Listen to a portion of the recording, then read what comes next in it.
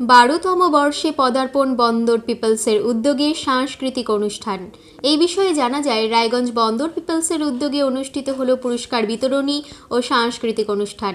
এদিন অতিথি বরণের মধ্যে দিয়ে অনুষ্ঠানের শুভ সূচনা করা হয়। মূলত 3 দিনের ছিল এই অনুষ্ঠান এবং ছিল বিভিন্ন রকমের ইভেন্টে প্রতিযোগিতা। বৃহস্পতিবার রাতে পুরস্কার বিতরণী ও সাংস্কৃতিক অনুষ্ঠানের মধ্যে দিয়ে অনুষ্ঠানের সমাপ্তি ঘটে।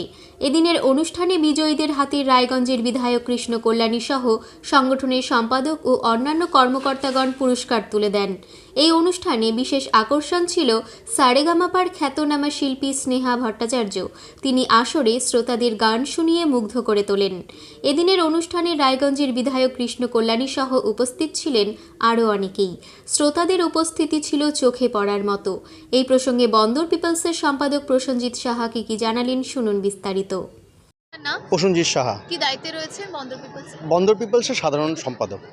ক্যামেরায় তাকাও, আমার দিকে তাকাচ্ছ। আচ্ছা, আজকে কি চলছে, কি অনুষ্ঠান হচ্ছে? দেখো, মূলত আমাদের এই অনুষ্ঠান বন্দর পিপলসের অনুষ্ঠান 12 বছরে পদার্পণ করলো।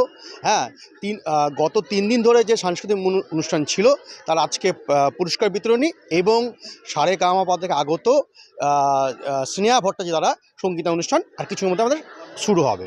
কারা কারা এসেছিলেন আজকের এই অনুষ্ঠানে?